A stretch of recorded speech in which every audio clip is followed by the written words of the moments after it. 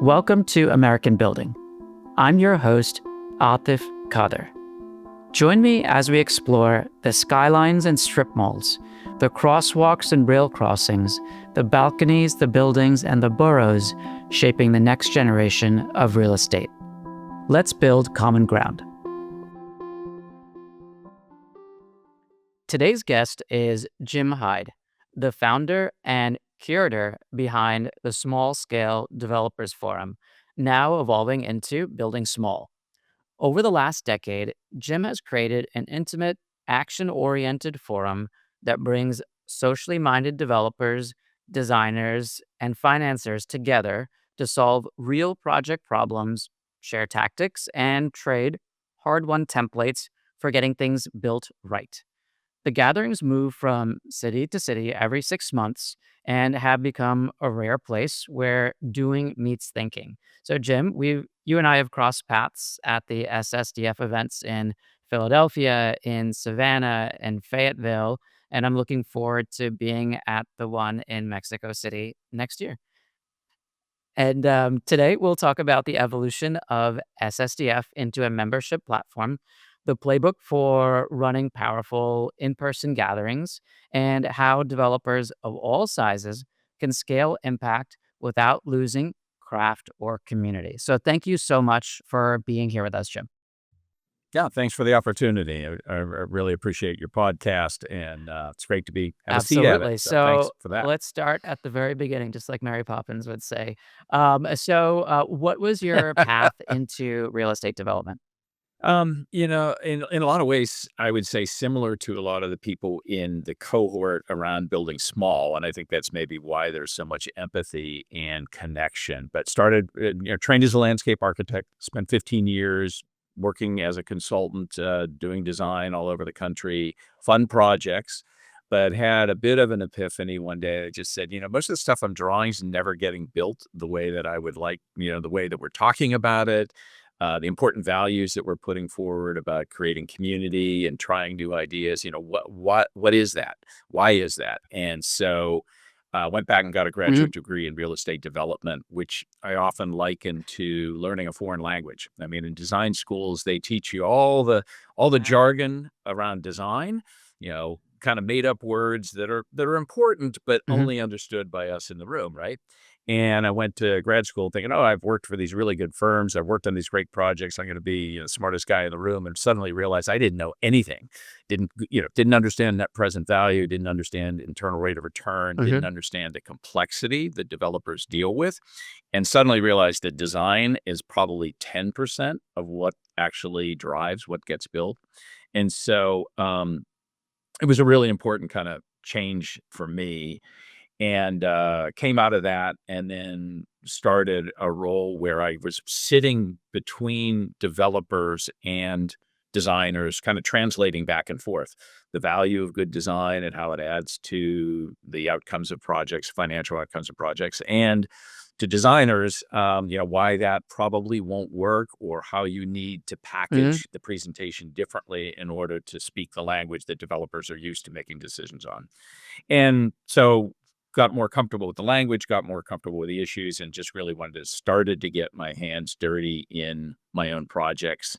Had always kind of done back of the napkin analysis on buildings and stuff. And, then like a lot of small developers, first project was, a house renovation that I did, and, thought, oh, this will be so fun. And realized all the pain and suffering that goes with pulling a building permit and dealing with contractors and getting that invoice on Friday that was like, oh my God, how did they spend so much money?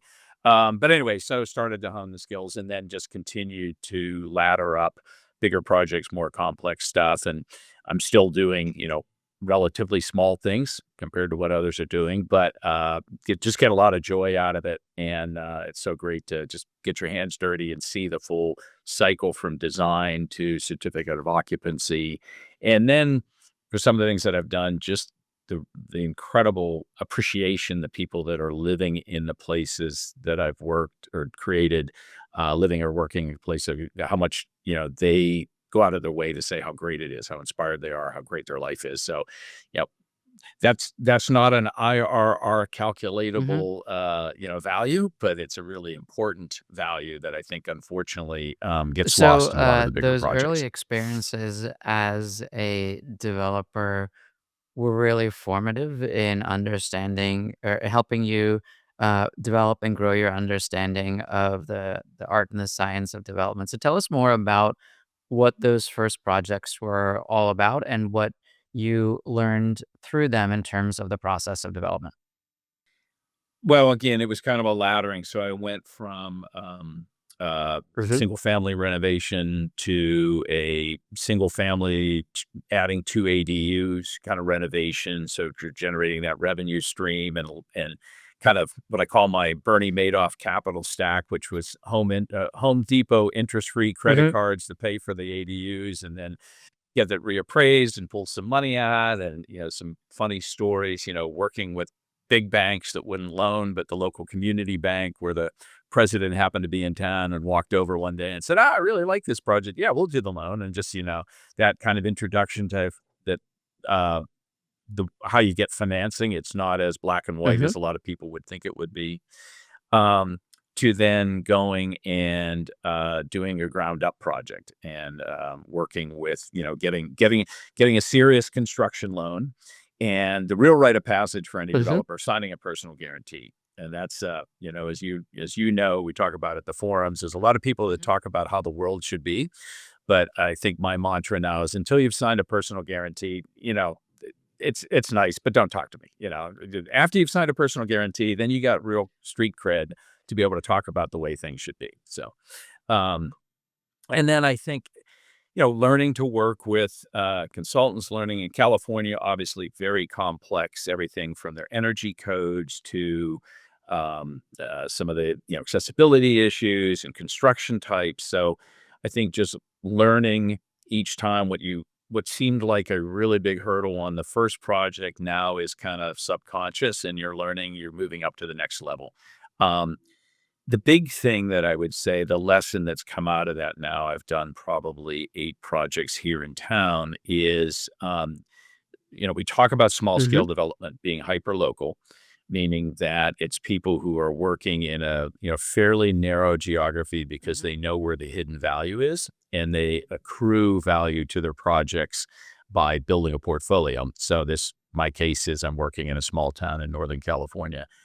But I often talk when I talk to students is you're Mhm. not building projects, you're building a brand. And I think that in that context of hyper local, it's super important because the good work that I did on the first project led to, easier access to planning staff and building those relationships that when things get tough or you're trying to innovate, you've got thought partners as opposed to just regulators. And I think that's something that for all the conversation about changing codes and zoning and how it's going to unlock things, if we don't get more people on the other side of the development equation that are thought partners, not just regulators, regardless of what the code says, we're still not going to unlock the potential. So long answer there, but I think the key lesson is Yep. it's a people business, it's a relationship business, and especially at a small scale, the Yeah, there's relationships 2 are things really that important. So you mentioned. Well, actually, first, you had said, that you've done, 8 projects as a developer locally, and that refers to Healdsburg, California. Is that correct? Tell our listeners a little bit correct, about, correct, yeah. Healdsburg, where it is in California, what are the dynamics around there? So it's about an hour north of San Francisco. It's a bougie, cute little wine town that has this incredible old urbanist DNA. I think the Smithsonian ranked it as the second best town square in the country. The first one being Chautauqua, where my mother used to live. So she That's used to always kind of let me upstate New know York, that. right? Yeah, Um, okay. Upstate New York, Western New York, yeah, yeah, the side of Jamestown, and and it's an interesting confluence. So it's like a lot of small lifestyle communities, and it was one of the things. It was our second home for 10 Mhm. years, and then it became our permanent home. So we moved from being that villainous second homer that was eating up local home stock to becoming a permanent residence that's actively now engaged in a lot of conversations.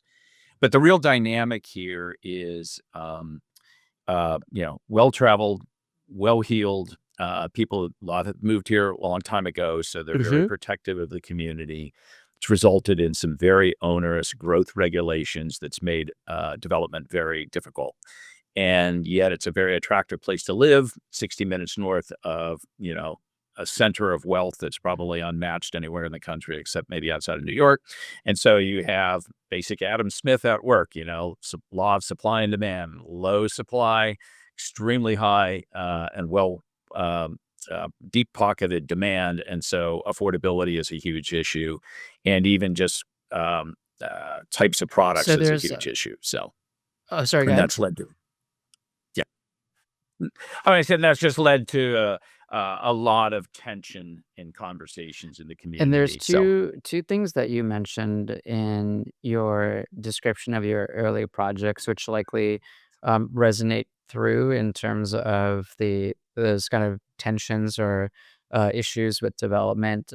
One of them that you had mentioned was the ability to finance projects and the requirement of a personal guarantee, as being like um, a preliminary developer to a big boy developer and a big girl developer is once you, um, put your home, your first child, your car, your cat, and your dog all on the line, then that's actually big boy development. And the other is the importance of relationships and the brand that you create effectively on top of those relationships. So I feel like that's a really, really good segue into the concept, this beautiful idea of small scale developers forum. And you decided to create that because you didn't find a place where people could talk about those issues about the personal brand and the business brand, about how you get over the hurdles of access to capital for developers who care. So tell our listeners about the origin story of the small scale developers forum and what moment, what event, what project really encapsulated for you the need to move forward and do something with that idea. well, it's a fun story, and it's still ingrained in my mind as the moment that it kind of was birthed, as 2011, and still as fresh as if it happened yesterday. But um, quick backstory. So I had been an active member of the Urban Land Institute since the late 80s. And, big believer in their mission, big believer in what they do, attended the conferences, did a lot of professional teaching for them in a variety of programs, mixed use development, residential, developed a whole series around sustainable community design. And I did those because I enjoyed having the access to a really wide variety of people who I could learn from. I mean, the great thing about creating those workshops is you get to ask really smart people the Mhm, questions that you have on your mind, and you just happen to have an audience in front of you. So I had been attending, but I was also reaching a point in my career where a lot of the work that I was doing, which was really large scale and, might not happen mhm, in 40 or 50 years. And it was a lot of jargon. It was a lot of watercolors and pen and paper. And I just felt I wanted to get my hands I was falling in love with these little gritty projects I was seeing around the country that I would spend my evenings in while I was, spending the mhm, days in charrettes on big projects. And you'd go to the cool little bar down the alley, or you'd go to the great restaurant that some local entrepreneur had created, or you'd find some boutique hotel that was made out of, a little warehouse. And I just found myself wanting more and more of that. So then distinctly remember. So I think it's April of 2011. I'm at the Spring Urban Land Institute meeting with a colleague of mine, Howard Kozloff, who has Agora Partners in LA. And we come out of a session on capital markets or something like that. And we're standing on a street corner. It's like, oh man, there's just nothing at this meeting for me and where I am and what I want to do. I love the organization. I love the people when I'm here, but there's just no content that relates to where I'm at in my career path. And about 4 months later, David Mulvihill, who was the vice president of education, who I'd been working with on other programs, said, we're thinking about some other programming. Do you have an idea or anything? I said, yeah, I'd really like to do this stuff. I think there's a market and I think there's an interest for people like myself that want to do more crafted kinds of projects that are transformative to their communities. So we did the first small scale developer Mhm. forum in San Francisco. Didn't really know what to expect, didn't know what we were going to get. I think there were about 20 people. Lorenzo Perez was there, David Wanzer was there. So some of our longtime small OGs, were some of the first adopters. And from there, it took on a whole new life Mhm. of its own. We could talk about it, but that was kind of Okay, the and, origin story. Lorenzo and who's a wonderful developer, and the other folks that joined, you use this expression, the land of the misfit toys, and I love it, and so tell me, where do these people come from? Did you it was 2011, so it was like, the ubiquity of social media, so how did you find these people? How did they find you? And what was, that first breakfast or lunch or dinner like when at the very first one of those? Well, it has certainly matured and grown into something different than where it started. I think the ethos is probably similar, but it's taken on a very different kind of uh, experience.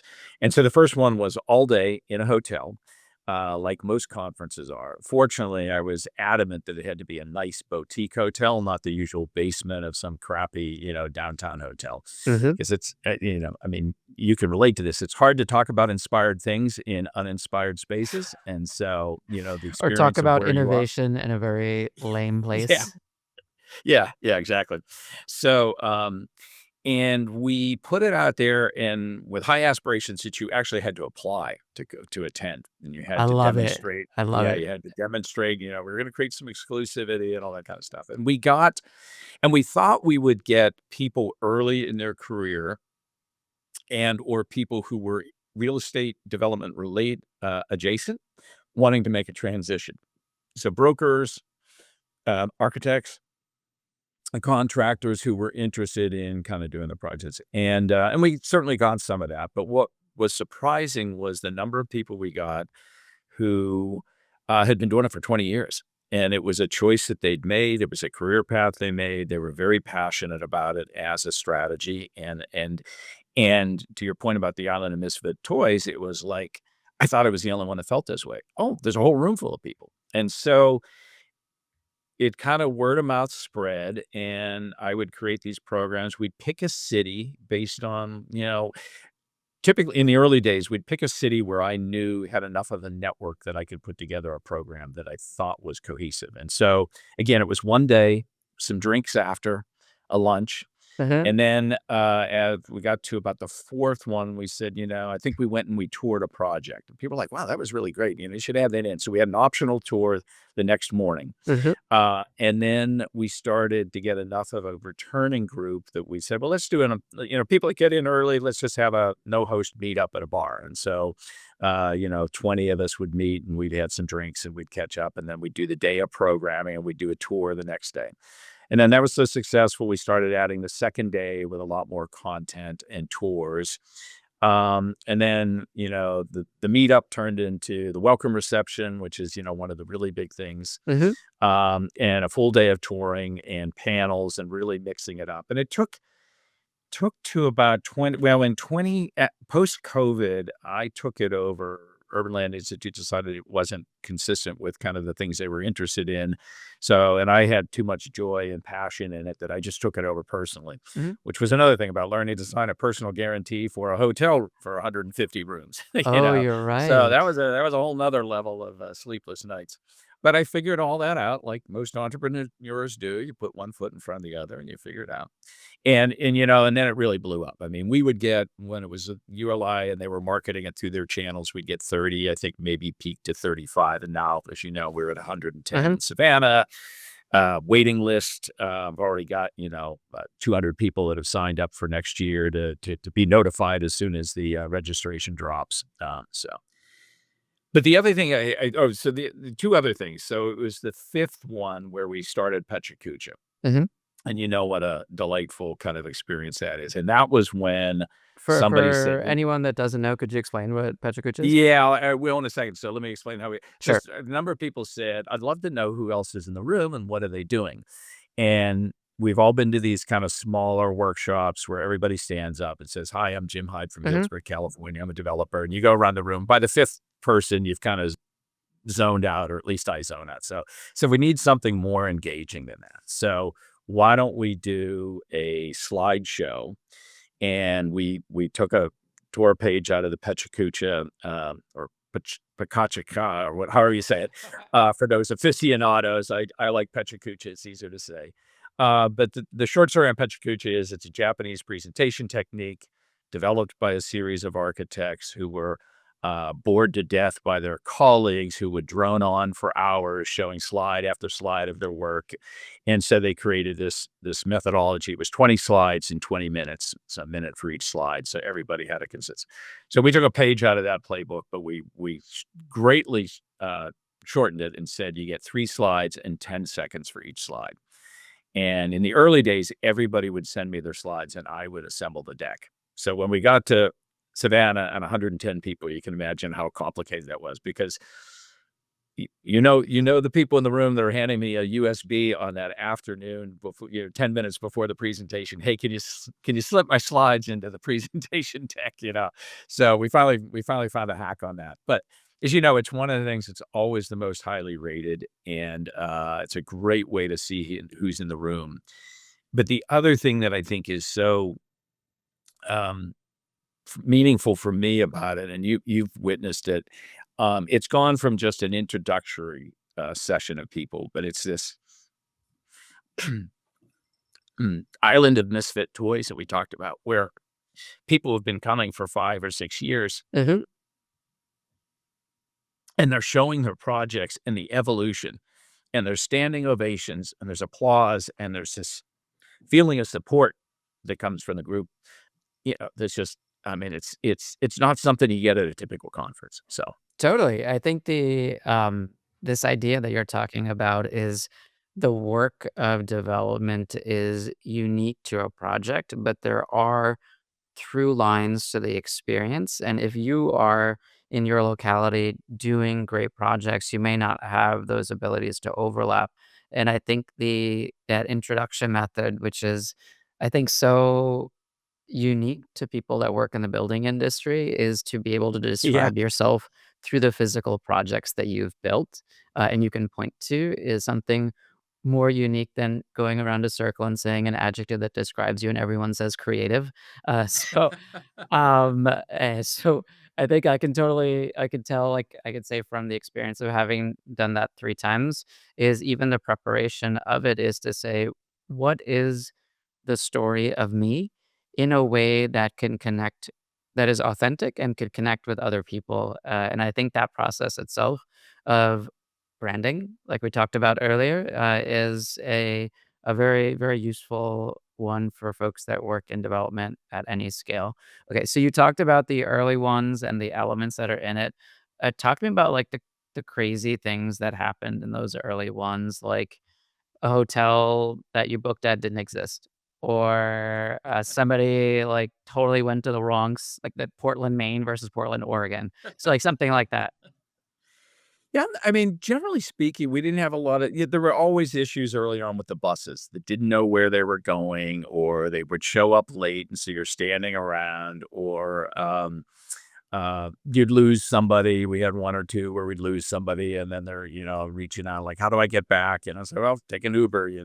We called the patient. You should have been on the bus, kinda thing. So, um I think the one that I remember, that was, I wouldn't call it crazy, but again, it was the classic entrepreneurial ride. It was Nashville, and, the speakers showed up, and, they said, "Oh, you wanted me to do a presentation?" And I'm like, "Well, yeah, we talked about this. We got, like, 90 people here. You're supposed to talk about, the hotel." And it's like, "Oh, well, yeah, I didn't really." So, "Well, do you have a brochure?" He said, "Well, yeah, we got this." So while everybody's on break, we disassembled his PDF and created an entire slideshow that was really, really good. Mhm. And I don't think anybody even knew that that hadn't been prepared or scripted or anything else. But that was a classic moment of, like, always on the fly, try to fix something. Just no matter how many times. And it's a little bit of the challenge, I think, with these creative types.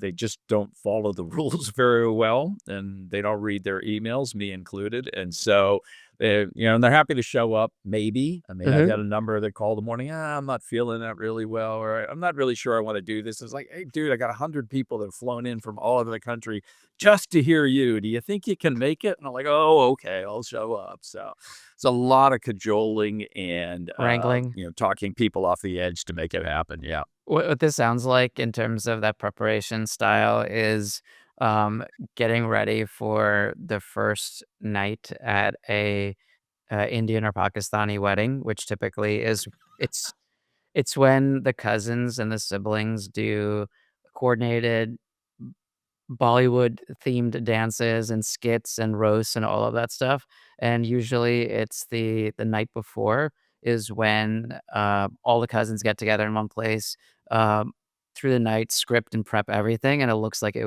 had been prepped over a week, but it was literally just done the night before. Really? Wow. Wow. It's Okay. a skill set that you gain after having gone to a lot of them. Yeah. Right. Right. So you talked about Nashville, you talked about a few of the other early locations. How do you pick places that you go to for these events, and what do you think makes a good host city for an event?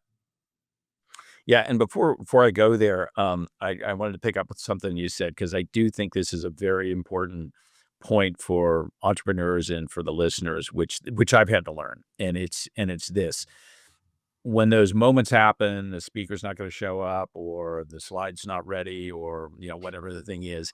I've been through it enough times that I trust the process and I know it works out and I don't sweat it. And I Mhm. think the real art of being a successful entrepreneur is taking stock in moments you've had before in your life where that kind of oh shit kind of thing happens, and you knew that you came out okay and it worked out, and trust yourself and trust the process and know that it'll be fine, and don't let that fear of what could go wrong or the fear that, oh, why didn't this person, why is this happening to me? It's just like, hey, this has worked out before. I did this and this, and one foot in front of the other, and I got it done. So, Excellent. really important thing for me that I've learned both on projects, but also in the process of the forums.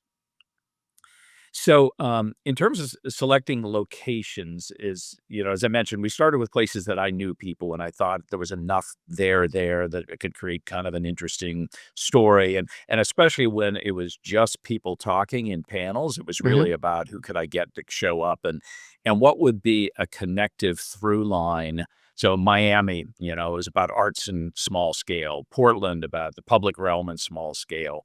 Austin, weird and small scale. So just trying to figure out what you could connect there. And we started with what we thought would be attractive places for people to go. So the Sexy Six, San Francisco, Seattle, Washington, D.C., Miami. But we were finding those places, while they were attractive to people, it was harder to find that small scale, Hmm. handcrafted, bootstrappy kind of projects because they're so dominated by the big players and the price of entry is high. So then we moved to what I would call the emerging urban or suburban to urban. So Phoenix, Denver, what's Austin, and started to see some of that. Around the edges of those cities, you see these kind of smaller projects that are transforming neighborhoods.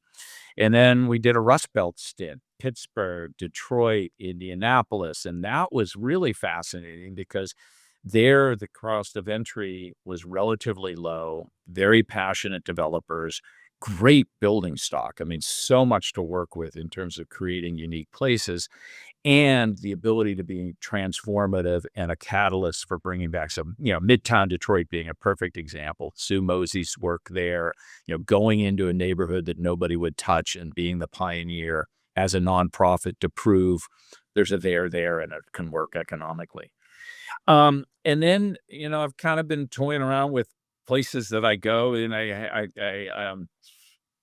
call it my, my sixth sense or my cooldar. I go to a town for a business meeting or now a speaking gig as a result of the book, and it's like, I can immediately feel it. It's kinda like, there's something here, there's a vibe, there's an energy. I'm meeting people after the talk that are our kind of people, and I think, our group would, wanna come here.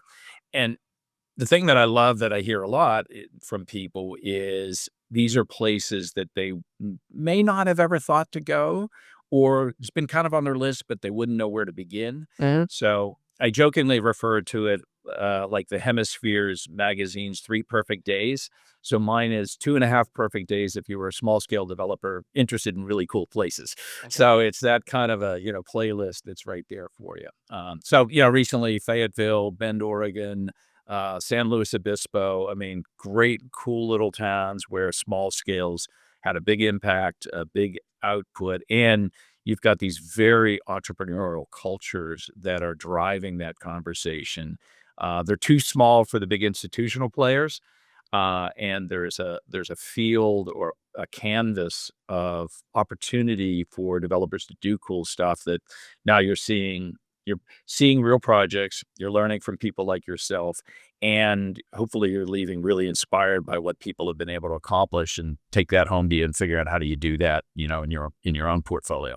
Excellent. And the origination of SSDF was through these live events, and now you're looking to transition to a different version of this that's called Building Small, and it focuses more on a membership model and a different kind of orientation and organization. So walk us through Building Small and what you're hoping to accomplish there versus what has been done so far through SSDF. Yeah, and I think an important kind of link in that evolution is the book. So it was about, I think it was probably the seventh or eighth forum that I'd been to. It was actually coming back from Denver, and I'm like, oh my god, these stories, these projects, the people, the passion, the challenges. It's just too rich a portfolio of things to just let it because it's such a fragmented industry and it's such a hyper local industry. Nobody's collecting all those stories into one place, Mhm. and so embarked on this uh, quixotic venture to write a book that became Building Small. And Mhm. ironically, that was the title that's jumped out at me from the beginning. I never really deviated at all. It was always Building Small. And so it took a while. Uh, it was a very different book. If I had done it on time, it would have been a very different book. But it was 2 years late. It was through COVID, and it was through two of my own projects. So there's a Mhm. very both personal story about a lot of that journey of being a small scale developer captured in the book.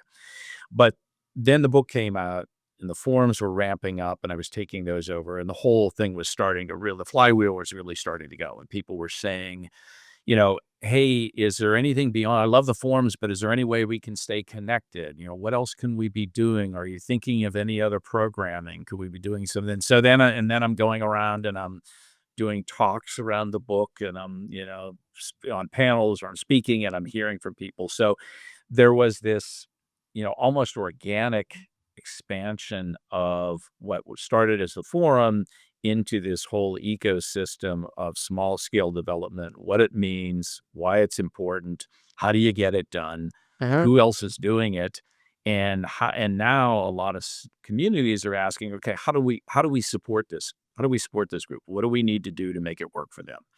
So that's led to, for right now, the working title, Building Small 2.0, Yep. as an organization, as an ecosystem that would include three primary pillars. The first is building out this community. So Mhm. the island of Misfit Toys, making it maybe a whole continent instead of an Yep. island. Um, then what we call bridging the gap, and that's really bringing tools to the table that are what seem to be the consistent pain point for small scale developers. And then the last one, because we have such a strong cohort of, I think, very design forward people who are part of our group, we want to continue to champion great design and innovation. There's a lot of great organizations focused on small scale development. They're focused on zoning, they're focused on advocacy, they're focused on your first project, and but not a lot of people are talking about how do you leverage this to be those crafted, incremental, block changing kind of projects, both in terms of program, but also in terms of great design. And I mean, one of my personal mantras is, we have a responsibility to get people to ask for better, but to know Mhm. what better means. And so that's by showing them great projects. And as I said at the beginning, I love when the people that have either bought a place I've done or come into my co-working space and say, I feel so inspired. I mean, I just didn't know this was possible, but I feel so great about that. And it's like, okay, they don't know why, but they appreciate that it's actually changing their worldview and for a moment, maybe. And I think that's really important. And that's, what we do as developers is we create that opportunity for inspiration. So, um, the other important part about building small 2.0 is unlike I would say any other organization that is out there is it starts with a verb. And so a lot of other organizations are noun based, and ours Mhm. is a verb based. We're building small. And so our basic purpose is to support entrepreneurial developers to succeed. And so we're really focusing on the ones who are building and doing at that granular level, with brick and mortar and making sure they succeed. And so there's a whole series of tools. Hopefully, they'll come out after the first of the year. Everything from online content to a whole realm of coaching, more forums both locally and nationally, and then the opportunity to participate at different levels depending on what your needs are and your financial interests. So Very nice. As in this idea that it's building small, not small building. And what you're doing is focusing on not the object, but the yes, craft and the activity of it. Okay, and the people that are doing it, and again to make sure they succeed.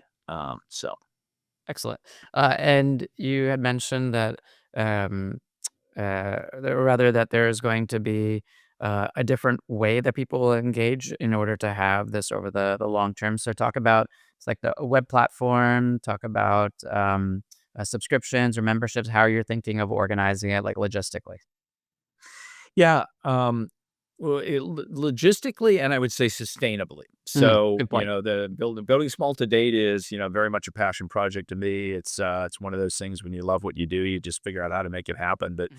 you reach a point in your life where maybe you realize it's bigger than you are.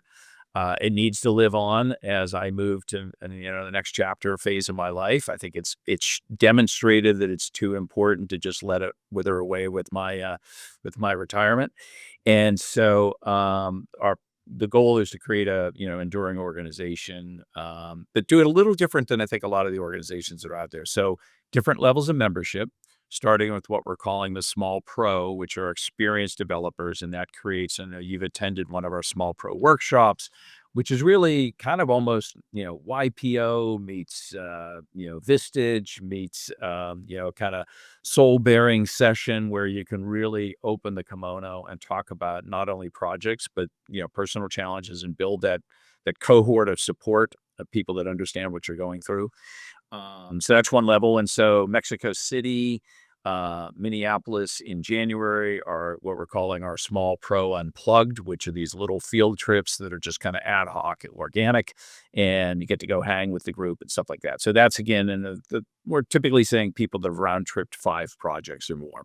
Mhm. Um, then there's a small member, which will have, early access to the small scale forum because the small scale forum now has been selling out probably in about a week's time. So once it drops, it goes pretty quickly. And so early access, maybe a little better pricing.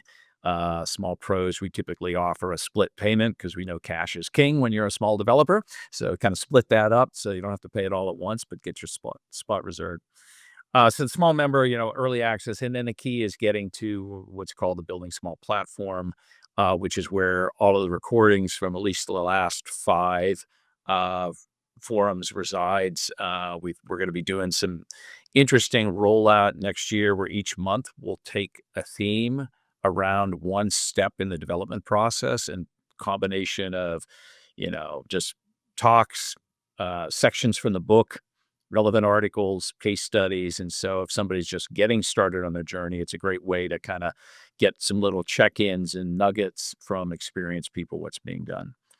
And then one of the other ones I'm really excited about is one we're calling Small Lab, which is an online critique. So if you have a project and you want to have some experienced people look at it and give you some feedback. You could submit that. I'll curate a group of our small pros that are maybe especially knowledgeable in that area, Mhm. and we'll go online on the platform for an hour and just give you some feedback and talk about it, and others can sit in and watch. So, yeah, so kind of learn by osmosis in that one. So, I love it. anyways, so obviously a lot of aspirations there, and in order to do that, we're going to be starting a membership fee. We'll also be looking for some sponsorships. So if you have any listeners out there that love what I'm saying and want to be an early stage sponsor, would love to talk to you about that. And then the events and the meetings. Well, the other thing that we're talking about doing is finding local, what we call our local partners. So Mhm. rather than building an organization that needs to cover things nationally, to find aligned, mission-driven, built environment organizations that share our values and have their own cohorts, and where some kind of a cooperative relationship to grow our base, but also bring them content around our ecosystem and our programming would be beneficial to their cohort. And so we've identified about 6 or 7 of those that we're in conversations with. And so we'll be able to have more localized stuff for people that do want to meet their Mhm. peers. We'll have regional stuff if perhaps they want to do like a smaller scale version of the forum. And then we'll have the ability to, maybe share best practices between those groups about what's working in this space. Excellent. So given the wealth of knowledge that you have through the course of SSDF to building small, I want to take it big picture and get your perspective on the challenges that our country faces in terms of development and things like housing. So, there is a growing interest in incremental and small scale development as a means of addressing the housing accessibility and a housing affordability crisis in our country. So, talk to me about the place that you see small scale and careful, thoughtful development playing and addressing that big national issue of housing accessibility and housing affordability. Yeah. Well, and I think you've seen the diagram, and I'll send it so maybe you can put it up on your show notes. But there's as the whole concept of building small has evolved, I tried to graphically demonstrate it, and really see it as an ecosystem built around 3 key pillars. One, more authentic places. The second is a stronger local economy, and the third is an incremental strategy to diversify and increase housing supply. And it's one of the things that anytime I get a soapbox, I say we spend a lot of time talking about housing affordability. We don't talk enough about housing diversity. Hmm. And there's a bit of a subtext there that sometimes that's implied, but I think it needs to be made explicit that the lack of housing diversity is as much a problem as it is the lack of housing affordability. So I think the role and the promise of small scale development as one of the solutions, not the solution, but one of the solutions to the housing crisis we have is, borne out in a lot of the conversations around missing middle housing, you know, um, selective infill, surgical infill, what one of our attendees called urban acupuncture, these little pinpoint decisions or, moves that you make that help improve the health of neighborhoods. Um, and I think it's intellectually, really exciting. And you can see it as an urban planner. You can see the grain of these existing neighborhoods getting richer and more diverse.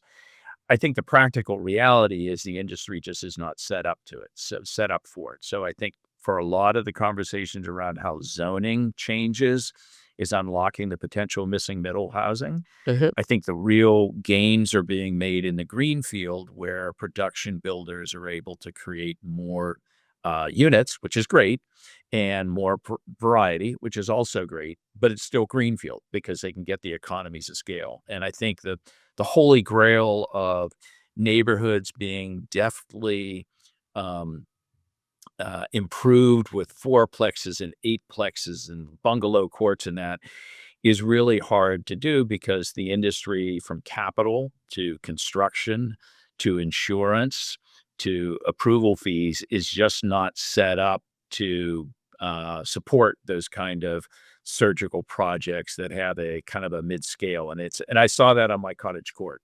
It was too small for a production builder to build efficiently and too big for a custom builder to understand how to build efficiently.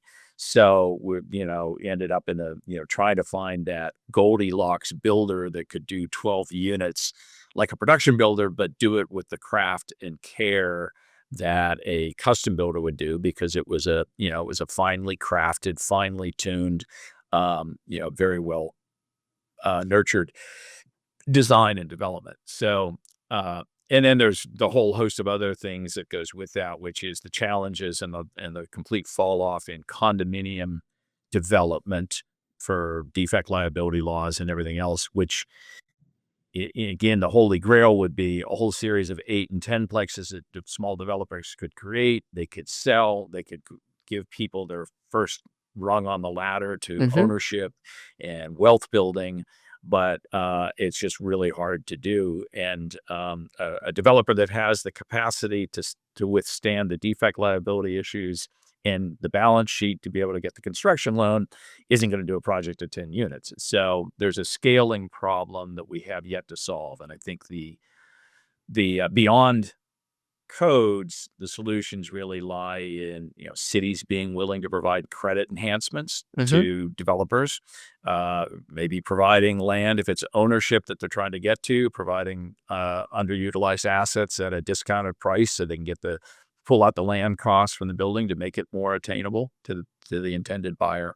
And Lorenzo and I are actually working on some projects in Arizona like that, where we're working with a city that owns lots that does not want to turn them over to a master developer. They want to grow an army of small scale builders, and they want to create housing, missing middle housing that can be sold to owners as a first product. So we're trying to reverse engineer what that costs and how that Hmm. works and all that. So it's pretty exciting to see that, but it is a whole systems approach.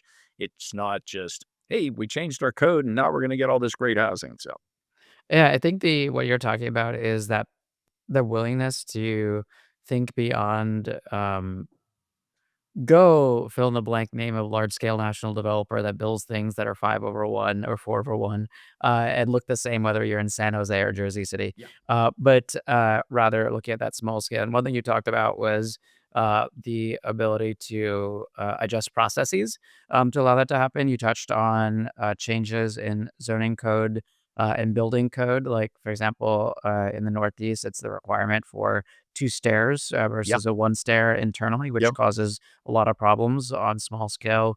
It's about changes in the density that's allowable, the number of units per unit of of land on a particular yep, lot. And that's something that the city of Hoboken changed about 6 or 7 years ago when I joined as a city planning commissioner to upzone a portion of our city.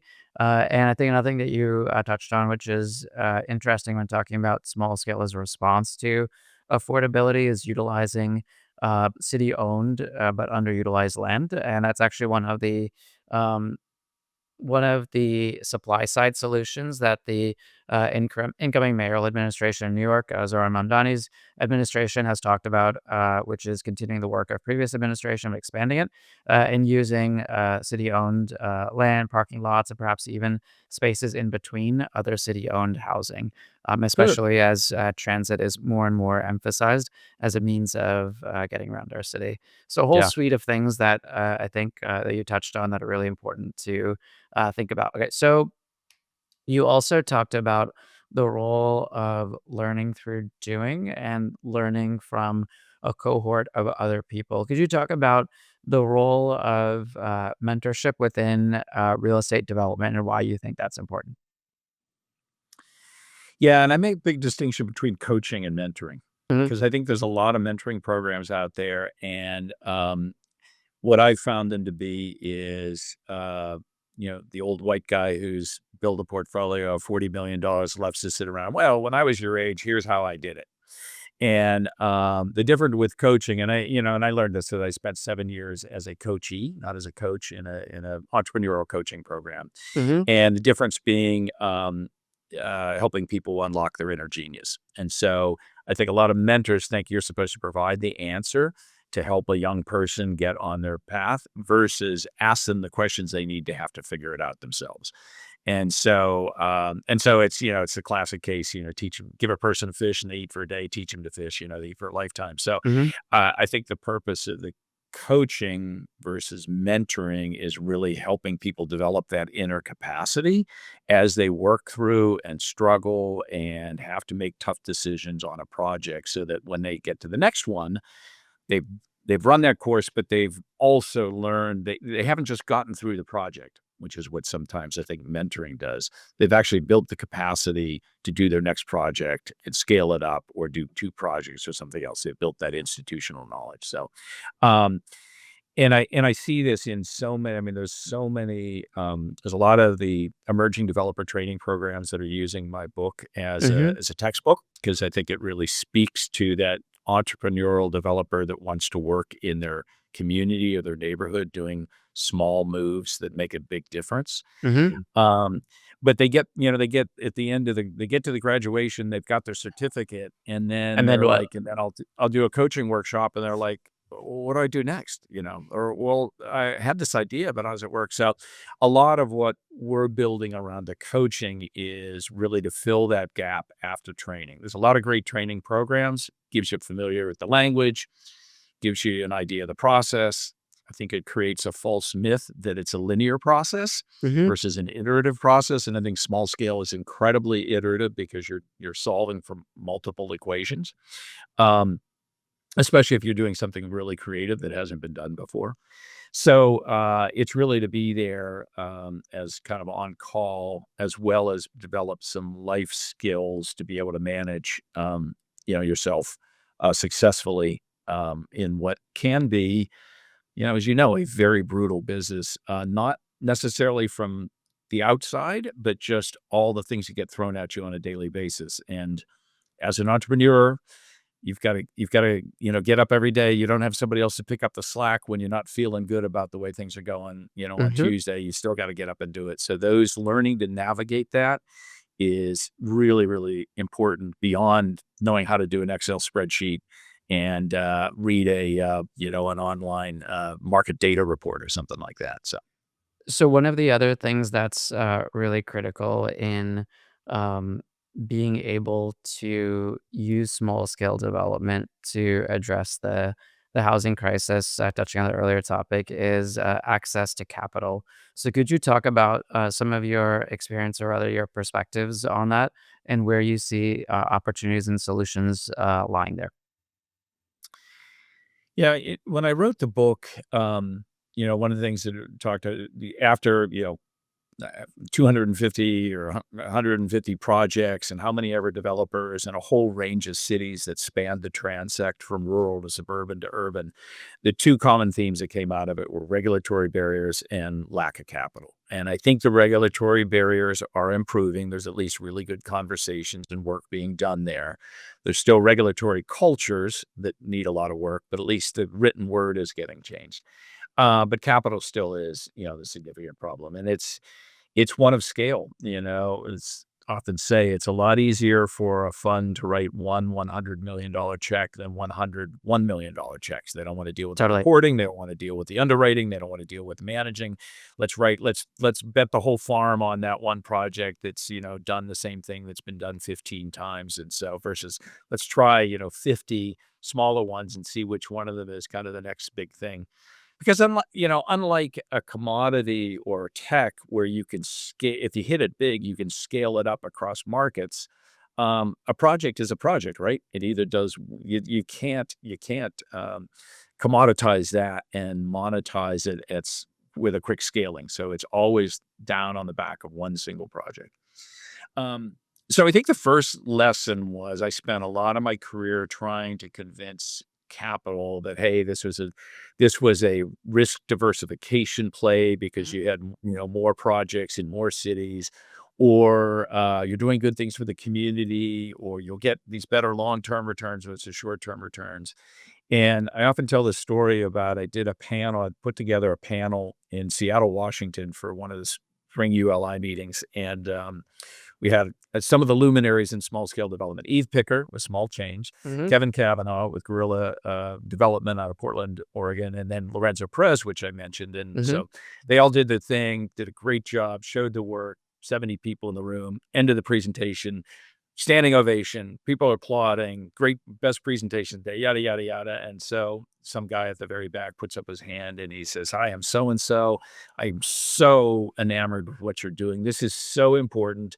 I'm with so and so's hedge fund, and you do not want to talk to me because we will never ever get this." So here was a guy who was, the gatekeeper at Capital, who was in love with what we were doing, that recognized they were never going to get it. And Mhm. so what it meant is we've got to find some other sources. And so the work that's going on now with what Eve's doing with Small Change, I think the impact investor mode, what Patrice Frey is trying to do with repurposed capital at National Trust. Mhm.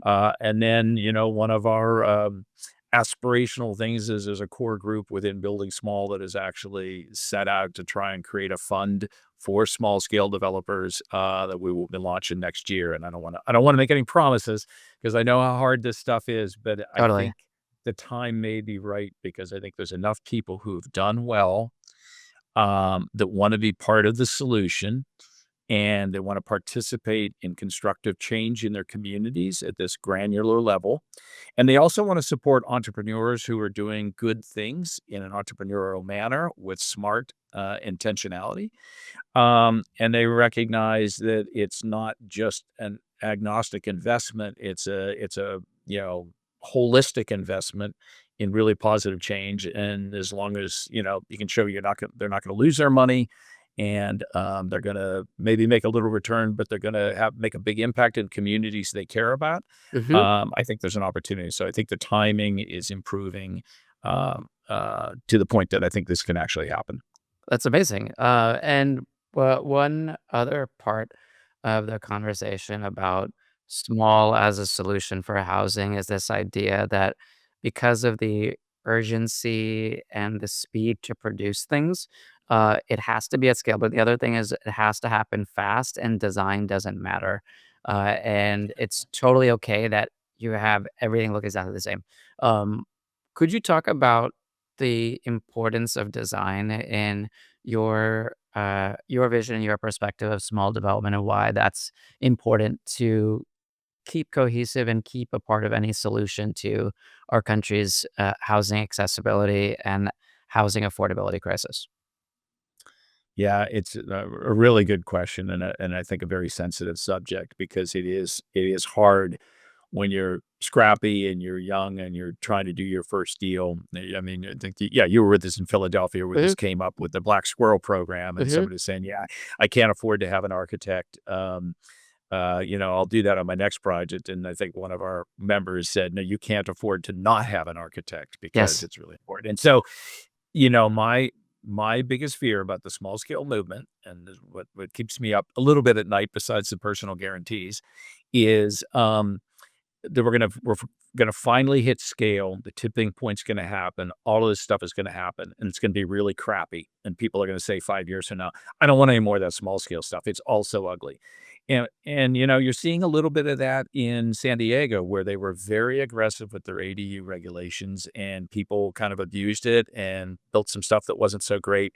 And now they're stepping away from that. They're stepping back to how many units you can actually do and putting some guardrails on it. So I think, as I've always, regardless of scale, I think as developers, we have a responsibility to the communities that we're working in to build really good stuff. We're not just making widgets. We're making, we're building stuff that touches people every day, and it affects their lives and their health and their emotionality. And unlike a stock or a bond, which is kind of out there in the ether, this is real stuff, and it means stuff to people's and the smaller scale even more so because I think the reason I love it and the reason that people respond to it is there is a humanity about fine-grained small projects that you don't get with big projects. So there's a human connection and a personal connection. And if it's a really bad design, it looks crappy and it doesn't hold up well and it doesn't pay attention to the street and the public realm properly, it's not only a missed opportunity, I think it could really set the stage for making it harder. Oh, well, anything that's under so many square feet, we really need a second round of design review because everything that's been built last year is so crappy, or that stuff's not holding up very well. So we really need to increase the building code regulations for that small scale stuff. Those small scale developers, they're doing stuff a little bit on the margin with, Bob the builder, pickup truck the builders. And I'm not sure that stuff is structurally right. So I think there's an obligation to really, for us to learn, everything that goes into these projects. And that's the joy of handcrafting these things. It's also the complexity because you don't have the volume and the dollars to hire the full team of experts. You've got to become, the jack of all trades. And that's very different, which again is the joy. It's what we talk about. One of the five things that connects the island and Misfit Toys. And I really do believe it's the joy of building things. It's Mhm. not creating something that looks great on the wall or sits on a shelf. It's actually getting out there and building stuff. So, I dig it. And what is the best way for listeners who are interested and inspired and excited about what you're talking about to keep in touch with you regarding building small and its evolution to advance small scale development across the country? so three portals, if you will. So my LinkedIn, Jim Hyde, FASLA, because the other Jim Hyde is like this really successful Mac book writer. In fact, funny story, when my book came out, there was like this huge run up in sales. I was like, wow, this is great. And then I realized that it was because they thought it was a Jim Hyde book about um, Macs. And I'm sure when they got their book, it was like, this isn't what I was expecting. So, And by so Mac, you LinkedIn, mean Jim. like Mac the computer? Yeah, Mac computers. He was like, the go-to guy, Well, in good LA. And design. There's some through line between it. Maybe people were interested yeah, in maybe, stuff. well, it was systems. It was like the number one book in data systems. I'm like, well, that's kind of weird. So, anyways, so Jim Hyde, Heid, FASLA, which is a designation fellow of the American Society of Landscape Architects. And then the platform that I mentioned is free for anybody to join, Mhm, and that's called Building Small mhm, .mn, like Mary Nancy, .co. It's actually mightynetworks.co, mhm. but anyways, so mn.co. And then the last one is my website where I have a Building Small page, and that's usually where the small scale forums drop, for the coaching, where you can sign up for coaching, individualized, or the various workshops, and then access to a lot of the other content. And that's just jhyde.com. And so that's probably the three best ways to get a hold of me. And I presume you'll put those in the show notes or something like that. So, They will be in the show notes behind door number 1, door number 2, and door number 3. okay, So great, listeners great. have all those ways to reach you. So this has been such a wonderful discussion to learn about the unconference conferences that Yeah, thanks. That was that your I've term. I appreciate that. Yep. that I've loved to attend, and I'm very much looking forward to continuing attending, understanding the evolution and its connection to larger issues that many of our listeners are interested in. So we sincerely appreciate your time, Jim. Yeah, well, thank you. I mean, I love what you're doing with the cast. I've loved meeting you and having you at the forums. You did a great job moderating a couple of panels with us. Always, very studious and do a great job of kind of navigating between the various people. And you didn't ask me where 25 is going to be. Oh, I mean, 25 is Mexico City, right? No, that's an unplugged. That's not the forum. Oh, okay. So listeners, what he's referring to is where the next small scale developer forum is. And this has been, it's usually a reveal at the previous one. And it's exciting because you're like, oh my God, we're going to go there next. Are you going to tell us where it is or that's also a I'm secret? not because I don't know. So the question is, people should nominate. They should just nominate their cities. Send. Let me know where you think we should be. I've got some ideas, but yeah, I'm trying to take a bit of a sabbatical next spring because Okay. running these up. I mean, I barely get one over, and then I'm starting the next one. So I'm taking a break so I can really get Building Small 2.0 launched. Hmm. But we will do one. So the next one will be fall of 26, Okay. and we're thinking about where we're going to go for that. So So I'll give three that I think could be super fascinating. okay. One would be New York, Jersey City, and Newark, New Jersey together, namely because of major changes in political administrations that will Hmm. hopefully make housing very much front and center in all three of those cities. James Solomon just won as city council to mayor of Jersey City. Zoran Mamdani, of course, won last month, and Newark has a new U.S. congressperson Yeah. that's hoping to move change in that city. That's vote number one. Vote number two is New Haven, Connecticut, which is one of the Oh, oldest grid cities. It's yeah. Elm Yeah. City, which is a really beautiful city. I really love time that I've spent there. And then my suggestion number three, this is, I think it's a tie between Providence, Rhode Island, which has a lot of really beautiful historic small Yep. scale Yep. developments in a college environment, and also perhaps multiple cities in the Hudson Valley. Those are my four Okay. suggestions. I just did the keynote at a conference in Binghamton, uh, 2 weeks ago. I was really impressed. I mean, yeah, tough, hard hit city, tough, kind of gritty thing, but great. Had dinner with the mayor, great guy. Understood urbanism really well, and they're doing some really cool stuff. So yeah, that came out. Well, that's a great list, and we have not done anything in New England. So those are all good. And Providence, I think, is where CNU held their conference last year. Mhm. So there's a little bit of a track record there. So Cool. well, great suggestions. We will add them to the list and maybe do some kind of an online voting with our cohort. So I dig it. So thank you so much, Tim, and we appreciate your time as always. yeah, thanks a lot. Great, Of course. always fun. I'm Atif Kader, and thanks for joining me on American Building. If you enjoyed this episode, be sure to subscribe on your favorite listening app and leave a rating and review. America's housing crisis is one of our greatest challenges, but what are the real solutions? Hear from the developers and other industry experts driving meaningful change. Get our exclusive guide, Housing in America: 8 Ways We Can Solve Our Way Out of a Crisis, at AmericanBuildingPodcast.com.